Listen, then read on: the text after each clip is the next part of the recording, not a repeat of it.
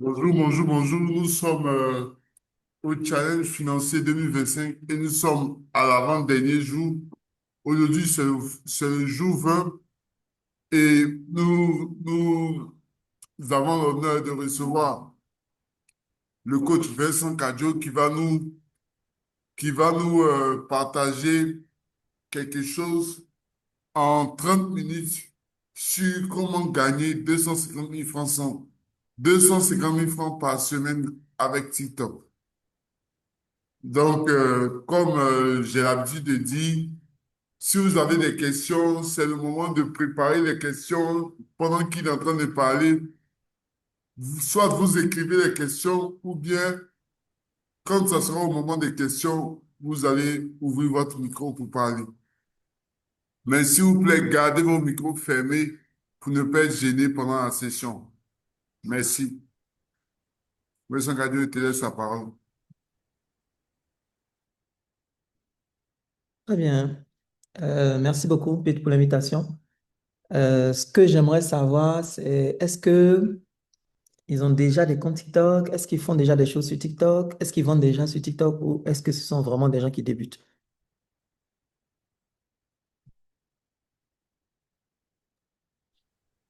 D'accord, donc vous pouvez ouvrir votre micro pour parler. Bonjour coach, Bonjour. comment allez-vous? Bien. Et vous-même? Dieu fait grâce, merci beaucoup. Moi, c'est Tata Denise, j'ai déjà un compte et j'ai commencé avec mes activités il n'y a pas assez longtemps. Donc, moi, j'exerce déjà sur TikTok, si je peux le dire ainsi. Je fais les lives, je D'accord. publie des vidéos, voilà. Donc, moi, j'utilise déjà TikTok. Combien d'abonnés? 2 000 abonnés. D'accord. Comment vous avez obtenu les abonnés? Ils sont venus à partir des vidéos que vous avez publiées ou bien vous avez fait je m'abonne, tu t'abonnes? Il y a eu un peu des deux phases. Il y Hmm. a une, voilà, il y a une première vague qui est venue un peu par je m'abonne, tu t'abonnes. Et dès qu'on atteint les 1000, je n'ai pas rentré dans tous les détails. Les autres 1000 qui se sont ajoutés, ça c'est venu via les lives surtout. Les lives. Mhm. Mhm. Mhm. Ok, D'accord. Ezra Noé qui Ok, je dit que lui débute aussi, Vigie qui dit qu'elle est une débutante, mais elle n'a pas encore de compte sur TikTok. Elle n'exerce pas sur TikTok. Donc, je pense que pour les trois présents, c'est la réponse qu'on a. D'accord. Ok. Merci beaucoup, hein. Merci beaucoup pour ces précisions. Alors, ce que je peux dire sur TikTok pour réaliser des ventes, c'est que vous devez d'abord bâtir une communauté et puis ensuite, vous allez vendre à votre communauté. Ok. Donc, pour réussir sur TikTok, il y a les trois R. Donc, vous pouvez noter ça quelque part. Il y a trois R. Le premier R, c'est la régularité. La régularité.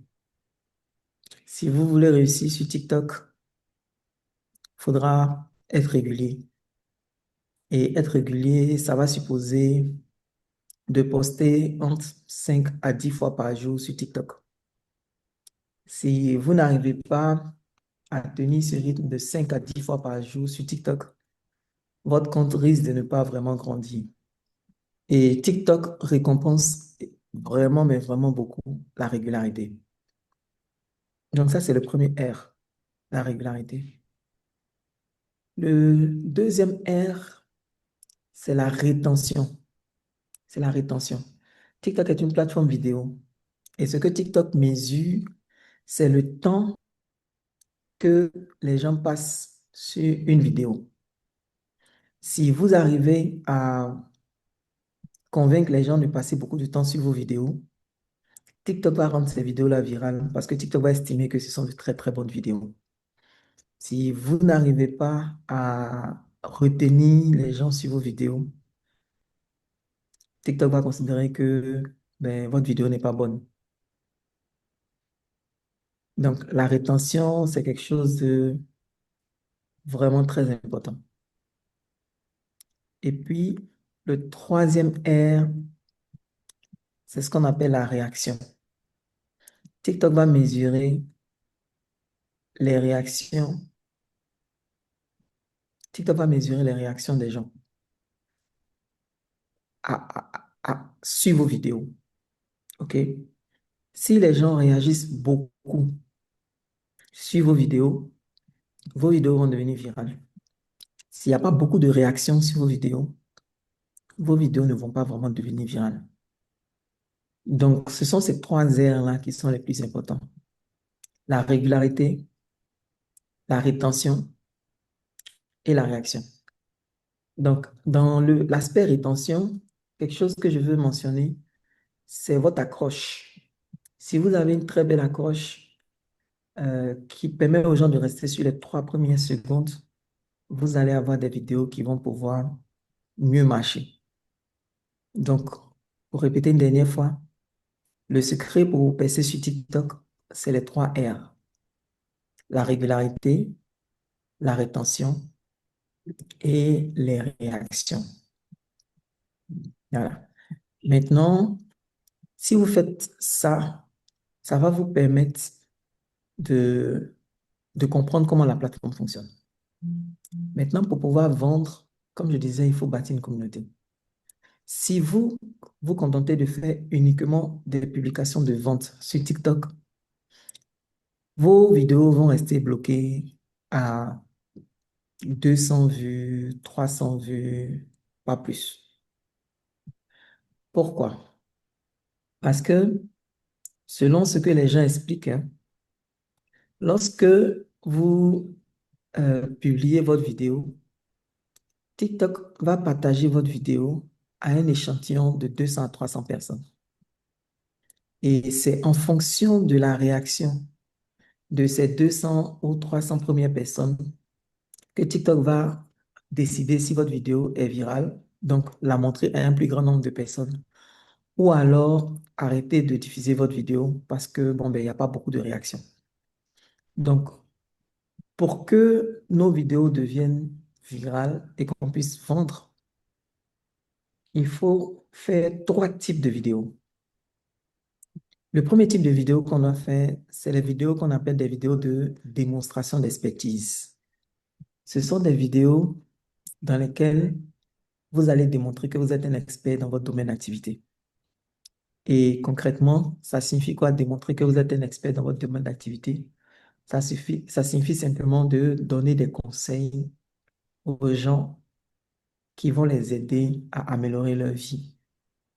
Donc, les vidéos de démonstration d'expertise, ça peut être des conseils, ça peut être des erreurs à éviter, ça peut être pas à pas comment atteindre un objectif, ça peut être les réponses aux questions que les gens se posent.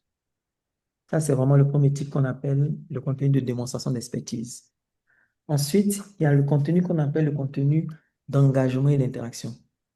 Ce contenu-là, le but est d'obtenir des réactions sur votre contenu.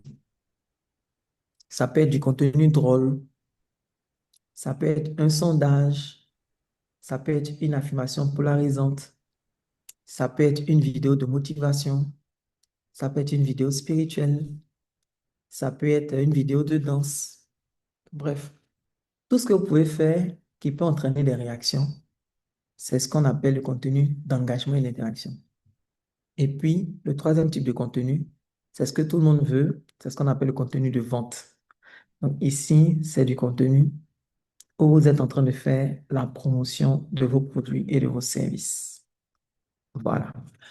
Donc, ce que nous recommandons vraiment, c'est d'alterner les 3 types de contenus. C'est d'alterner les 3 types de contenus. Donc, vous allez avoir un peu de contenu de démonstration d'expertise, un peu de contenu d'engagement d'interaction et un peu de contenu de vente. Et si vous avez cet équilibre-là, non seulement vous allez avoir de nouveaux abonnés, mais également vous allez pouvoir réaliser des ventes. Voilà un peu en quelques minutes ce que je pouvais dire. Et puis, j'aime prêter au jeu des questions-réponses pour voir s'il y a d'autres éléments qui sont importants pour vous. Je pourrais revenir là-dessus. Ok. D'accord, merci, coach. Alors, je tiens à rappeler les deux leçons qu'on a apprises en cette petite intervention-là. Donc, on a appris que les trois R pour réussir sur TikTok, il y a trois R qu'il faut respecter. Le premier R, c'est la régularité. Le deuxième R, c'est la rétention. Le troisième R, c'est la réaction. Et il a parlé tout à l'heure des trois types de contenus qu'on peut avoir sur TikTok. Donc, il a parlé du contenu de démonstration d'expertise, du contenu d'engagement et du contenu de vente. Donc, j'étais en train de faire le résumé pour vous laisser le temps de bien formuler vos questions et puis on va passer directement aux questions. Donc, si vous avez des questions, je vous écoute. Ouvrez votre micro et puis allez-y. Bonsoir Verdi, bonsoir coach. Merci déjà pour la présentation. Ma question est de savoir pour un produit. Je ne sais pas si on m'écoute, pardon. On t'entend, vas-y. D'accord, merci.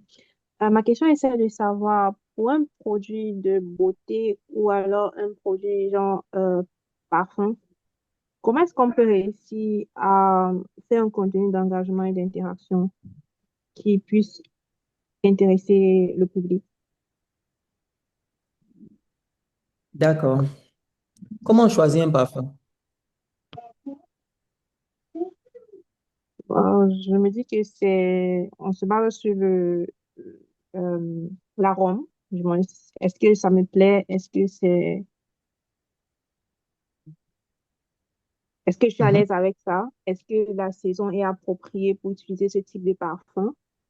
mhm, Et est-ce que le coût est abordable? Est-ce que je peux me permettre de l'acheter? mhm, Est-ce que le produit, il est disponible de façon, in- de façon continuelle? Si je peux dire ça comme ça. mhm. Et est-ce que je j'ai pas de difficulté à avoir le même parfum si je décide de rester sur ce type de parfum-là? Mhm. Voilà, donc vous venez de me dire le type de contenu d'engagement, d'interaction que vous allez faire là. C'est ça que vous m'avez dit là, comme ça. Mhm. Vous voyez là. Mhm. Donc vous allez faire des vidéos pour expliquer tout ça. Quel type de parfum on met, dans quelle saison, comment s'assurer que l'arôme nous convient, quels sont les différents types d'arômes qu'il y a, pourquoi c'est important de s'assurer que le parfum est disponible lorsque on va le retrouver, lorsque on décide de le choisir, etc. Donc tout ça, c'est des contenus que vous pouvez faire. Ce ne sont pas des contenus directement de vente, mais c'est des contenus d'engagement et d'interaction. Par exemple, un contenu de démonstration d'expertise, quand vous allez venir nous expliquer tous les types d'arômes qu'il y a, c'est parce que vous êtes une experte dans le domaine des parfums que vous pouvez nous expliquer ça, n'est-ce pas? Quand vous allez venir nous expliquer quel type de parfum on met à quelle saison, c'est parce que vous êtes une experte dans votre domaine. OK? Ensuite, comment est-ce qu'on se parfume? Est-ce qu'un parfum, c'est la même chose qu'un déodorant? Est-ce qu'un parfum, c'est la même chose qu'une essence, etc. Si c'est pas la même chose, en quoi c'est différent? Quand est-ce qu'il faut utiliser les parfums? Quand est-ce qu'il faut utiliser l'essence? Quand est-ce qu'il faut utiliser un déodorant, etc. Donc, vous voyez que vous avez beaucoup de choses à dire, non? C'est ça. Voilà. Donc, il faut Merci. réfléchir. Quelles sont toutes les questions que les gens se posent? Quelles sont les questions que les gens me posent fréquemment? Quelles sont les questions que les gens ont? Quelles sont les erreurs que les gens font, etc. Tout ça, c'est du contenu. D'accord, merci. Et j'ai une autre D'accord. question. Ok, vas-y. Bon, ma prochaine question est de savoir, il a dit qu'il faut être assez régulier sur TikTok, publier 5 à 10 fois par jour, est-ce qu'il y a des horaires assez précises pour faire des publications, ou du moins, est-ce qu'il y a des heures stratégiques pour faire des publications, ou alors on fait juste des publications en fonction de notre disponibilité à nous? Euh, le plus important, c'est la régularité. Il faut publier vos vidéos dès que vous avez fini de les faire. OK? Maintenant, j'ai pu constater que l'heure, en tout cas dans mon domaine, l'heure n'a pas d'impact du tout. L'heure de publication n'a aucun impact. Dans mon domaine, l'heure de publication n'a aucun impact. Euh, on a des vidéos qu'on a publiées à minuit, ça a fonctionné. On a des vidéos qu'on a publiées à 2 heures du matin, ça a fonctionné. Il y en a qu'on a publié à 16 heures, ça a fonctionné. Il y en a qu'on a publié à 10 heures, ça a fonctionné. Donc aujourd'hui, de mon expérience, l'heure de publication n'est pas très, très importante. Donc, vous pouvez publier à l'heure que vous souhaitez. Et même si vous publiez à 2 heures du matin, est-ce que ça vous est déjà arrivé une fois où à 2 heures du matin, vous étiez réveillé et puis vous êtes par exemple allé sur une plateforme pour essayer de vous divertir? Ça vous est déjà arrivé? Si, si. Voilà. Est-ce que vous étiez fâché que des gens aient publié du contenu à ces heures-là? Non, Voilà. Donc, il n'y a personne qui se fâche quand on publie le contenu à n'importe quelle heure. Donc, vous pouvez publier à l'heure à laquelle vous avez fini votre contenu.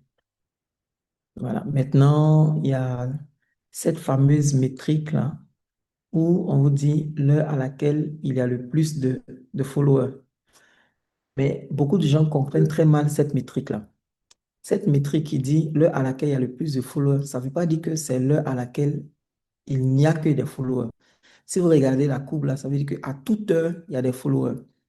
Mais il y a seulement une heure où ils sont le plus nombreux. Vous comprenez, non? Supposons que votre courbe, ça met que c'est à partir de 17 heures que vous avez le plus de followers. Est-ce que le nombre de followers est zéro et puis subitement à 17 heures, vous avez des followers et puis ensuite à 18 heures, vous n'avez plus de followers? Est-ce que c'est comme ça que votre courbe là est? non, non, Généralement, vous allez voir que vous avez des followers presque tout le temps. Donc, si vous avez des followers presque tout le temps, ça veut dire que vous avez le droit de publier tout le temps. Maintenant, il y a une heure où il y aura un nombre un peu plus important. Mais généralement, quand vous regardez le nombre de followers à l'heure qui est soi-disant la plus importante là, quand vous comparez ça avec le nombre de followers l'heure précédente, c'est pratiquement, si c'est trop la différence, c'est peut-être 10% de plus que vous avez sur le maximum là. Donc, ça ne fait pas vraiment de grande différence, quoi. Moi, je n'ai pas pu observer de différence euh, notable sur l'heure à laquelle les publications sont faites. d'accord, Voilà. merci, merci bien. De rien. Ok, Ok, bonjour, coach. Bon, oui. j'ai une occupation. Moi, c'est concernant le contenu d'engagement et d'interaction. Pour moi, par exemple, qui suis dans le domaine des denrées alimentaires, quel genre de contenu d'engagement et d'interaction pouvez-vous me conseiller? J'en ai essayé et TikTok m'a mis la vidéo en rouge. J'ai utilisé une vidéo où on donnait des conseils de motivation. Et à cette vidéo, j'y ai ajouté mes produits en images. C'est-à-dire, le son passe et mes images étaient quand même sur l'écran pour pouvoir montrer que c'est. Et quand je suis rentré dans vérification de compte, j'ai vu que TikTok a souligné ça en rouge. Il y a quoi? Ils ont employé un thème là. Donc, du coup, je me dis, mais si, ou bien quelles sont les vidéos de motivation que quelqu'un qui est dans le domaine des denrées alimentaires est censé publier? Ça, c'est la première question. Vous voulez que je réponde? Je peux répondre, hein. Oui, oui, oui, oui. OK. J'ai une question. Est-ce que c'est le son que vous avez mis sous la vidéo ou est-ce que c'est une vidéo qui était déjà postée que vous avez réutilisée? Non, c'est pas le son, au fait. C'est la vidéo, mais j'ai fait le collage de mes images dessus. OK. Alors, c'est de là que peut venir le problème. TikTok D'accord. essaie de protéger les droits d'auteur. C'est-à-dire que si D'accord. quelqu'un a fait sa vidéo et que la personne a uploadé sa vidéo, TikTok a dans son algorithme des éléments qui permettent de savoir que cette vidéo a été déjà uploadée quelque part. Donc, D'accord. lorsque vous uploadez la même vidéo, il peut sanctionner cette vidéo parce qu'il estime que ce n'est pas du contenu original. OK? Ah, d'accord. Voilà. Peut-être que le message que vous avez reçu là, ils vous ont dit non, c'est contraire aux règles de la communauté, il faut mettre du contenu original, des choses comme ça. Donc, Original, oui, oui. ce que vous ne devez pas faire, c'est retélécharger la vidéo de quelqu'un et réutiliser la vidéo comme ça. Ce que vous devez faire, Mhm, c'est de regarder mhm. les paroles. C'est-à-dire que vous allez enregistrer le son de la vidéo et là, maintenant, vous pouvez réutiliser le son avec vos images. En ce cas-là, vous n'allez pas avoir de sanction. D'accord. Il n'y a pas Ou de alors, souci. ils ont une autre option aujourd'hui qu'on appelle les duos. C'est-à-dire que quand quelqu'un fait sa vidéo, vous pouvez lancer un duo à partir de sa vidéo. Et donc, sa vidéo Mhm. sera bien faite et vous serez de l'autre côté en train de montrer les images de votre produit. Ah, ok, d'accord. Il n'y a pas de souci. Merci, coach. J'ai encore une autre question, coach. Ma Maintenant, par question rapport à est la, de savoir, excusez-moi, par rapport à la première question là, quel type de contenu vous pouvez faire? oui, Qu'est-ce que vous vendez? mhm. Qu'est-ce que vous vendez? Je vends les denrées alimentaires, notamment la pâte d'arachide, les épices, poudre de crevettes, poudre de poisson, en tout cas, tout ce qui est denrées alimentaires. D'accord. Comment reconnaître une pâte d'arachide originale? Pour reconnaître la pâte d'arachide originale, il faut d'abord, avant tout, avoir une couche d'huile à la surface de la pâte d'arachide. Ça, c'est l'un des caractères les plus importants. Mhm. Quoi d'autre? Également, vous avez la belle texture. Quand la texture est onctueuse, soyez-en sûr que la pâte d'arachide est de bonne qualité. Mhm. Et quand la couleur n'est pas noirâtre, la pâte d'arachide est de bonne qualité. Mhm. Comment se conserve la pâte d'arachide une fois qu'on a ouvert la boîte? Pour conserver la pâte d'arachide, il y a pratiquement 2 à 3 astuces. Mhm. Évitez toujours d'utiliser une louche ou une cuillère humide ou mouillée pour servir votre pâte d'arachide. Et comme deuxième astuce, il faut toujours refermer la boîte de la pâte d'arachide après utilisation. Mhm. D'accord. OK. Où est-ce que vous venez de faire là, non? Oui, oui. Faites ça en vidéo. Hmm. OK. Ah, engagement et interaction. OK. Ça C'est marche. ça. Il n'y a pas de Donc, vous allez souci. venir dire, OK, j'ai enlevé les étiquettes pour ne pas nuire au business de quelqu'un. Mais Mhm. regardez, cette pâte, vous voyez comment elle est noirâtre, elle n'est pas onctueuse, il n'y a pas de couche d'huile à la surface. Regardez cette autre pâte, la couleur est plus claire, vous avez une légère couche d'huile au-dessus. Regardez la matière, OK? Comment est-ce que ça reste compact? Ça ne s'effrite pas comme l'autre. Ça, c'est pas une bonne pâte d'arachide. Ça, c'est une très bonne pâte d'arachide. Donc, désormais, vous savez comment reconnaître. Ça, c'est une vidéo, Oh, d'accord. Waouh. C'est OK? excellent. Oui, oui. Une vidéo, ça sera. Vous voyez, vous avez votre pâte d'arachide. Comment faire pour que la pâte d'arachide conserve sa même saveur très longtemps? Regardez, Mhm. quand vous ouvrez la pâte d'arachide, n'utilisez pas une cuillère mouillée, n'utilisez pas une louche. Voilà comment vous devez servir la pâte. Et quand vous finissez, voilà comment vous devez refermer. Ça se conserve au frigo ou hors du frigo? Hors de frigo. Voilà, ok. Donc voilà comment vous allez refermer, voilà comment vous allez nettoyer les bords pour ne pas que ça attire les mouches, quoi que ce soit. Et vous déposez ça dans un endroit sec, sec, pas trop. Un endroit sec, Ok. et vous pouvez conserver votre pâte d'arachide comme ça. Elle ne va pas tourner, elle ne va pas s'altérer. Vous voyez? Voilà, merci beaucoup. Si vous aimez ce genre de conseils, abonnez-vous. Ah, d'accord. Ok, c'est génial. Merci, coach. On est presque au thème, mais coach, permettez-nous de poser nos questions, s'il vous plaît. J'aimerais Mhm. avoir une réponse concernant quelle est l'influence de l'IA, des vidéos, des images IA sur nos comptes TikTok. Aujourd'hui, on a l'avènement de l'intelligence artificielle. Est-ce que quand on fait des vidéos ou des photos à travers l'IA et qu'on publie sur nos comptes, ça peut nous poser des problèmes? Et ma dernière question serait, comment débuter un live attractif et comment conserver les gens pendant son live jusqu'à la fin? Merci bien. D'accord.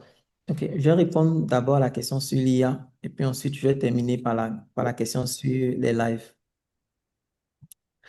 Alors, pour l'instant, TikTok ne pénalise pas encore les comptes qui ont du contenu avec IA. TikTok ne pénalise pas. Ok.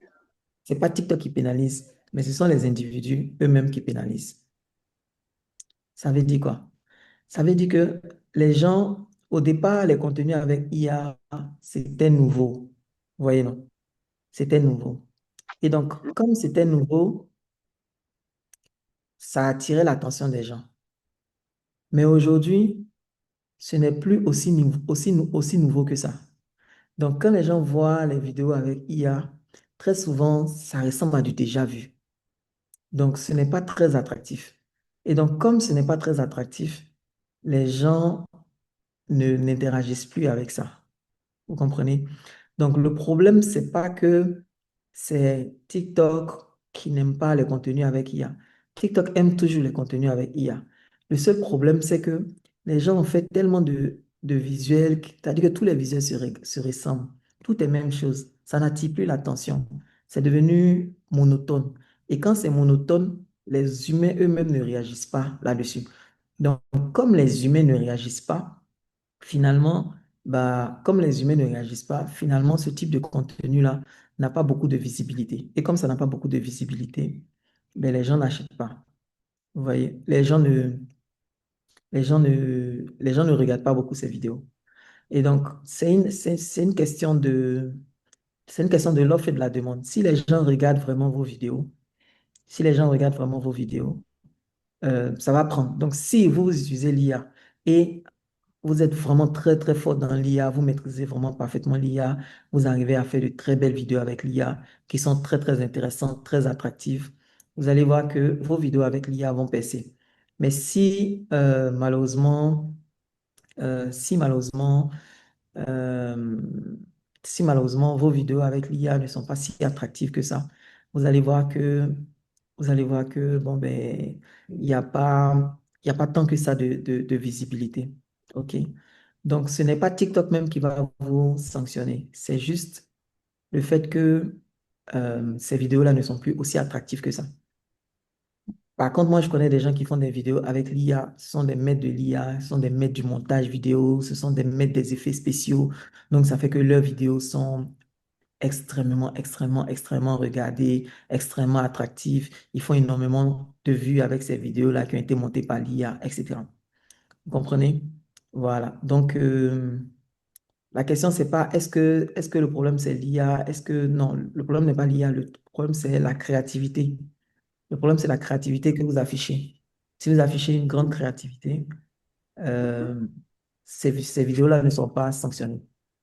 Si c'est presque pareil, c'est les mêmes choses, c'est du déjà vu, etc., bon, ça va pas forcément entraîner beaucoup de vues. C'est ce que je peux dire par rapport à cette question. OK. Nous avons déjà dépassé les 30 minutes. Peut-être on va prendre une dernière question et arrêter. Et j'aimerais rappeler, bon, informer ou rappeler au coach que normalement, à chaque session, il y a un exercice.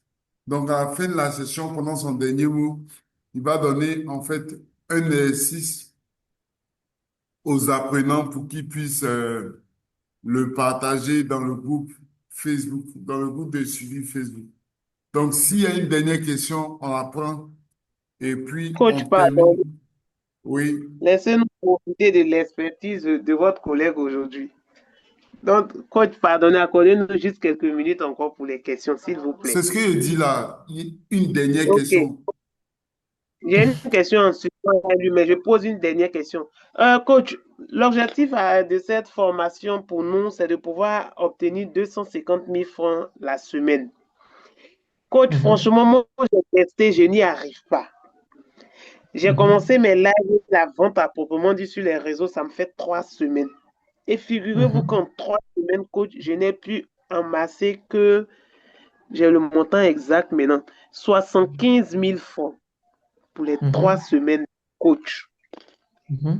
Donc, je sais pas qu'est-ce qu'il faut faire concrètement, qu'est-ce qu'il faut faire exactement pour pouvoir atteindre le challenge qu'on s'est fixé qui est de 250 000 francs par mois, alors que moi, je suis à 75 000 pour les 3 semaines de semaine. vente. Par semaine.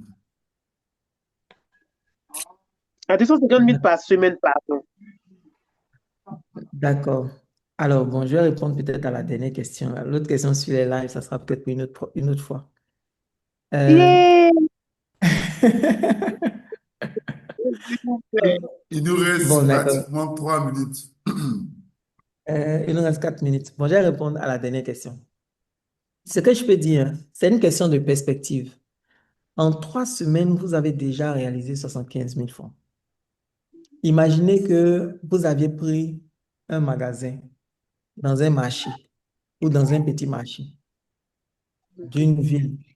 Vous vous êtes installé à Sakassou. Vous avez pris un magasin. En 3 semaines, est-ce que vous auriez réalisé 75 000 francs de chiffre d'affaires à Sakassou en 3 semaines? C'est pas évident, hein? C'est pas évident du tout. Vous voyez? Mais ici, en 3 semaines, vous avez déjà réussi à être quelque part en ligne où vous n'étiez pas. Et en 3 semaines, vous avez déjà généré 75 000. C'est magnifique, c'est exceptionnel, c'est très, très bien. Si vous avez déjà réussi à gagner 5 francs, ça veut dire que vous pouvez gagner 10 francs. Si vous pouvez gagner 10 francs, vous pouvez gagner 20 francs. Donc, il faut rester là avec le bon état d'esprit en se disant, si j'ai pu gagner 75 000 francs en 3 semaines, je peux gagner 75 000 francs en 2 semaines. Si j'ai pu gagner 75 000 francs en 2 semaines, je peux gagner 75 000 francs en une semaine. Si j'ai pu gagner 75 000 francs en une semaine, je peux gagner 100 000 en une semaine, 200 000 en une semaine, 300 000 en une semaine, etc.